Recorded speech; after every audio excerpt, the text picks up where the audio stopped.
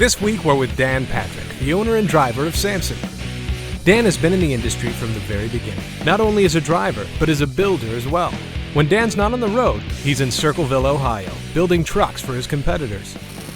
Well, what we do is we have a price sheet we send out. It's kind of like a menu. It goes anywhere from just a bare chassis to driving out the door.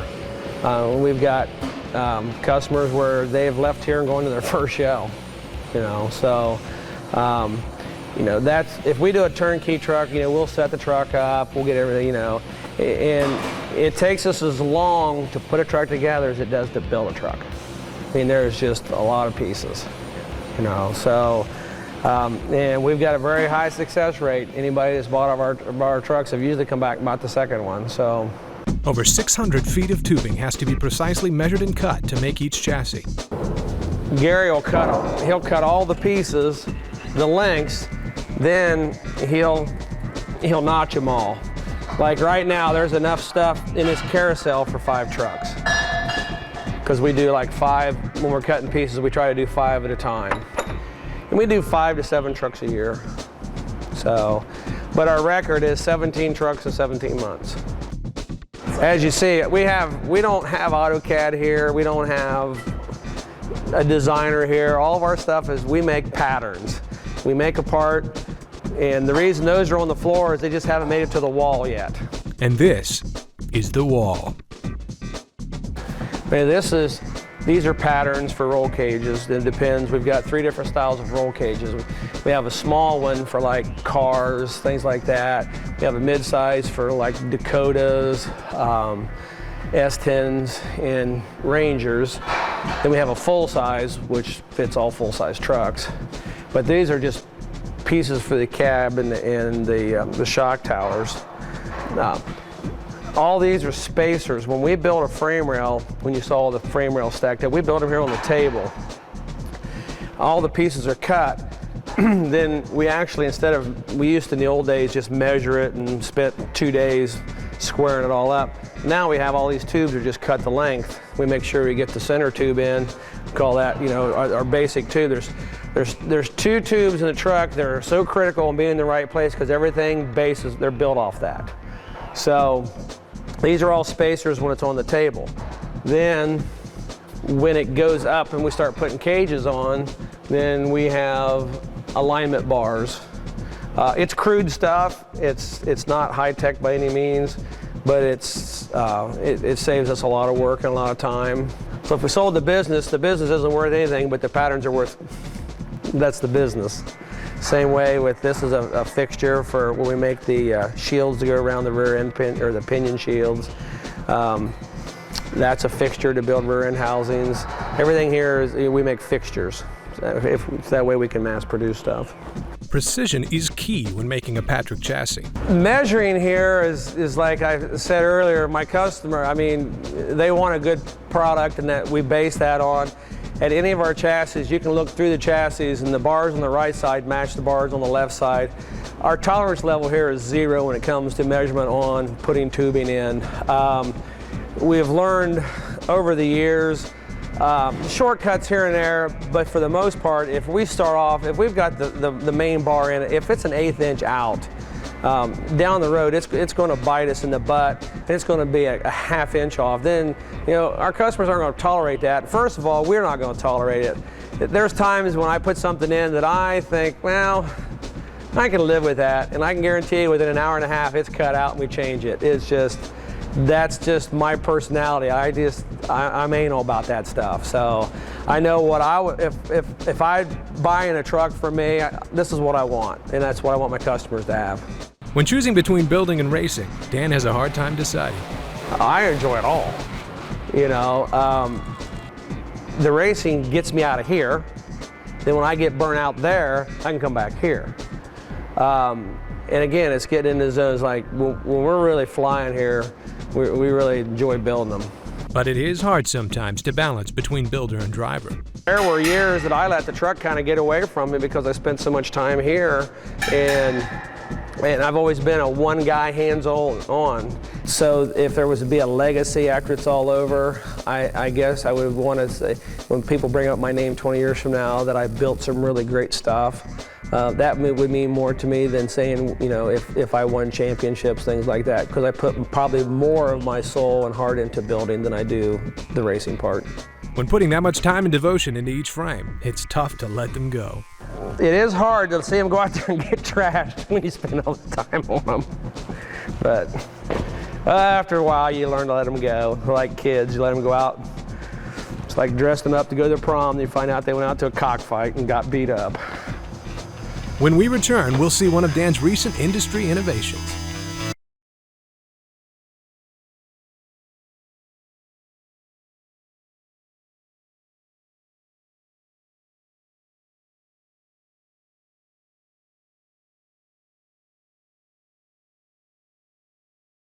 Welcome back to Monsters of Destruction Behind the Scenes. This week we're in the shop of Dan Patrick. In April of 2004, Dan teamed up with Butler Built Motorsports Equipment to research and develop an ultra-safe driver's seat for monster trucks. Okay, this is one of the seats that we developed a couple years ago. It took about 2 years to develop this with a seat manufacturer down in Charlotte called Butler Built Seats. They do a majority of the Winston Cup and dirt track, and they even make seats for stunt planes. So, I mean, they make some pretty cool stuff. But we worked with them, Robert and Brian down there, and I've got tons of seats. When we go down to the museum after a while, you'll see all the old seats that as you see, I'm a full-figured man, you know, 260 pounds, and you know, when we take 5 and 6 G hits, that's a lot of meat in the seat. So the old seats, we used to fold them over. They just wouldn't take the abuse. Back injuries, I've had back injuries, got stingers in the neck, things like that, and a lot of it's from the seats. So what we come up with, we're working with them and working with a gentleman that actually invented the energy absorbing foam. What we do, it's aluminum shell seat. The seat is stationary. In the previous seats, they were called suspension seats, where they just have a tube frame and a piece of cloth in it, and the cloth was your seat. So what we've come up with, this is all energy absorbing foam. It's very similar to what they put in the new helmets and things. So as you see, when you push it down, it comes right back. It has 100% memory. We have 2 inches behind the torso, and we also fill this in around your back. There are no voids at all when you're strapped in the seat. There are 4 inches of foam in the floor of it. And each, if you see kind of the different colorations, they're different thicknesses. This is inch, then 2 inch, and they're different density. So they're like a shock absorber. As you go down in it, you slow down. But again, since it has 100% memory, after you take the impact, your seat belts are tight again. And we use a special harness that we're real proud of that actually has a ratchet on it. That you actually, after you get strapped in, you take this 1/4 inch ratchet and you can tighten it up until your legs will go to sleep. I mean, that is one of the biggest problems I felt that we had in the existing seats, which are highly used still today. Motorsports seat innovation has come a long way. When I started in a truck in 1988, my truck had a van seat in it. You know, something you buy at a flea market for 25 bucks. Okay? It had a full 4-point harness in it that we could never get tight.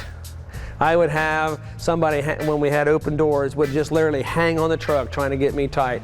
And it was like, the first time I hit cars, is like I hit the cars, my butt bottomed out, then it came back, and I'm going like, what in the hell am I doing this for?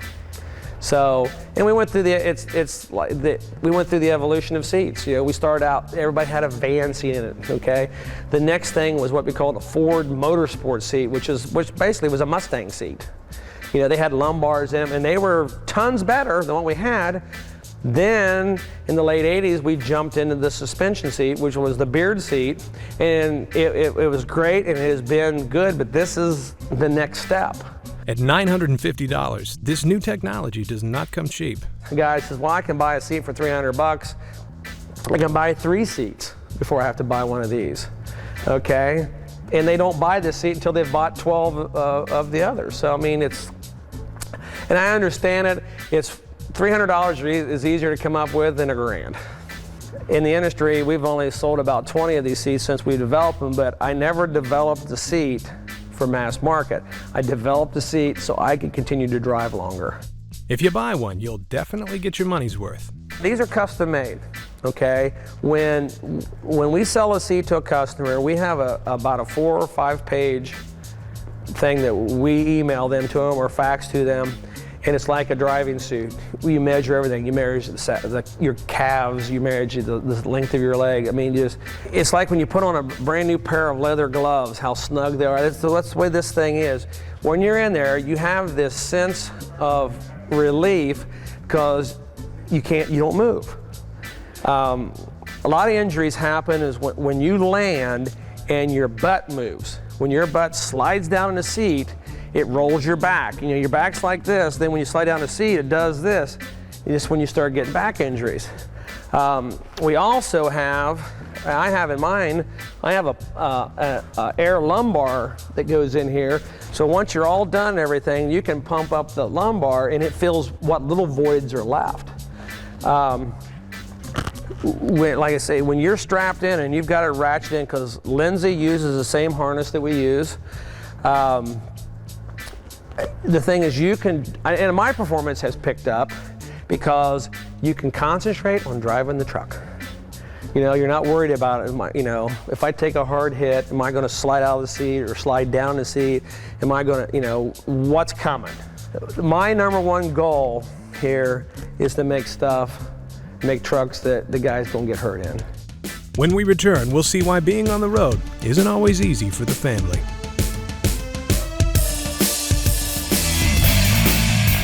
Welcome back to Monsters of Destruction Behind the Scenes. We're back with Dan Patrick, the owner and driver of Samson. Well, we're a small operation. I mean, it's just my family and me, and we've got a couple other guys, you know, Gary's here full-time. We've got a couple other guys help part-time when we get in a jam, but the main hub of the whole thing is myself and my wife, Chris. We've been married for 28 years. We've been together for probably 35 years. So that lets you know that we're over 30 years old. She is the behind-the-scenes person. And she will agree. A definite behind-the-scenes person. I do all the bookwork, all the bookkeeping. She just does a phenomenal job. She can't remember how much she wrote a check for yesterday, but she can give you a list of what you spent the last 10 years, so that's a good thing. When they first met, it wasn't exactly love at first sight. Our first date was, of course, he's from a farm family, and I grew up on a farm too. So anyway, he came in his pickup. Nice pickup. Nice pickup, yeah, nice pickup. But, you know, he came in and he opened the door for me, but, you know, then he said, you can close it. He opened the door, but you can close it, and went all around, and I thought, okay, well, this is just going to be a one-night date, I'll tell you that. She keeps my ego in check. Anytime that I get full of myself, she can pretty much reel me back in. And how did the rest of the family deal with having a monster truck driving dad? My daughters grew up around this. I started traveling in 1983, back when I did polling. And my oldest daughter was born in 1980, and my youngest one 84, so and it was a gradual thing. I may originally leave and maybe only travel, do 10 or 15 events a year. They just kind of built up, so they got very used to it, so it was comfortable. It was like, this is my job. But Dan will be the first to tell you that being on the road wasn't ideal. Yeah, I missed a lot growing up, games and things like that. But also, I remember that the stuff I did go to, I would ask where other parents were at, and guys that had the 9-to-5 jobs, they weren't there. So I didn't feel, I mean, I still got the guilt, but I didn't feel so bad when the people that could be there every time weren't there. You know, he missed a lot growing up. He missed a lot of piano recitals, dance recitals, ball games, this and that. Our one daughter cheered and our other played piano and played tennis. So he missed a lot of things, but he's made up for it in the end. You know, he's made a very nice life for us, and we appreciate that very much. That nice life includes a beautiful house in Circleville, Ohio, where Dan's love of building made its way into the home. Dan crafted much of the woodwork you see. I got into woodworking as a hobby about 4 years ago. Chris got all these books, and I saw this design where they had cut a circle and put a stripe in it. It's a little machine shop, wood shop, kind of tied in together. Kind of like the transport, I used every nook and cranny. And you see all these different levels and stuff like that. But my 21-year-old daughter, this is her study room. This is the Bel Air room. They went with like a beach theme when we first did it, but the collar looked like a 57 Chevy Bel Air. I took all the scraps from other jobs and I made all this stuff. And like the walls here, these are all scraps. It says this, I did this a couple years ago, and this was I spent a lot of time on it, and I like the way it turned out. Everything, every nook and cranny I used. And when they're not even teenagers anymore, they're young adults, and they can't close a damn drawer. And this is all cabinets and stuff. This is my favorite door in the house. I had that custom made because I couldn't pull that off, do a 6-panel door. And it's something you do for yourself. It's not something you want to do for somebody else because it's really, really time consuming. I'm just as anal with wood as I am with metal, so if I can make that more complicated than it could possibly be, I'm your guy. When we return, we'll find out how this little box gives Dan a competitive edge. Welcome back to Monsters of Destruction Behind the Scenes. We're with the driver and owner of Samson, Dan Patrick, and he's showing us a tiny secret weapon. This is called a race pack computer. It's a computer on the truck that all it does is an information computer. After I make a run, then I just download it into this, then I bring it in here and then load it into the computer. What this does is it lets me tune the motor. What we do is we dyno the motor at a certain location. So we will have what we call a baseline. I've got a manual with the motor that tells me what the air density was, the outside temperature, the corrected altitude. Then what I do is we keep a log of after every run, and we log down all the information. So when I'm in New Mexico and say it's 4,500 feet corrected altitude, I just have to jumble around some numbers. Then I go and tune my motor. I change the fuel settings before I even race. Unlike a person, this computer never lies or makes mistakes. If you put 3 people to watch your run, you're going to get 3 different answers. It's like when the truck bottomed out. Well, it bottomed out here. No, it was like 50 more feet. The next guy, like, no. Then you're going like, this is just useless. Okay? It's because everybody sees something different. Yeah, again, it's some of the best money I've ever spent. But money isn't everything. Guys get aggravated thinking that the teams that win all the time are the teams that just have the big motors or have all the money in the world. Okay? It's more about preparation. It's more about making sure every little thing is right when you leave the shop. That's very hard to do because a lot of us do more than one event a week. I stay in this industry because I take care of my stuff, and I'm into it as a business, not just go out there and win all the time. Because there's times that I know if I don't let off of it, I'm going to lose my truck. And another example is Bloomsburg one year when I knew better. I should have let off and just run out of bounds. But lesson learned, okay? Now there's guys that'll do that and say, well, that's part of racing. But again, you got a family to take care of. You got overhead, so the truck is our income. So how do you win a race? You got to keep the truck on the ground. Okay, races are won on the ground, not in the air. You got to get your truck under control as fast as you can after you come off the first set of obstacles. Okay, a turning course, you want a truck that's going to handle. So there's a lot of variables for it. I can build the greatest truck that anybody wants to spend money on. I mean, I can build a $200,000 truck if I want it. That's not going to guarantee they're going to win. Okay, it's all about the right combination. It isn't about having the biggest motor. It's making sure that your shocks are valved right. You don't have any nitrogen bypass in your shocks. You don't have any bearings out on your rear ends. I mean, there's just so much to it. But for Dan, the best part of it all is just talking one-on-one with fans. when they ask you about the vehicle or go like, hey, I've been watching you for a long time. That makes you maybe feel old sometimes, but it makes me feel like what I'm doing, they enjoyed it then, they still enjoy it. So it's something that, it comes down to, not everybody's job, you get self-gratification every time you go. But when you get emails saying about how, my kid likes your truck, or I think your truck's awesome, that's my gratification. Let's just say you get a half a dozen people that think that you were lame. You get one email that says you were great. That cancels out the lame ones, So I get pictures sent to me where I've had my picture taken with kids or family members with the truck that they're so proud of it. They forward us a picture, and we keep all that. So we get drawings, etchings, things like that. So I remember an interview that Burt Reynolds did years ago when he was talking about autographs, and because he said he'll autograph anything anybody wants, and they said, well, doesn't that get too much? And he said that his aunt had an autograph of a movie star back in the 30s, whatever, under the glass of her coffee table, and that was the only thing she ever kept. And he made the comment that in 50 years, if one person kept his autograph, he felt he did something, and I kind of feel the same way. That's it for Dan Patrick. Tune in next week for another episode of Monsters of Destruction Behind the Scenes.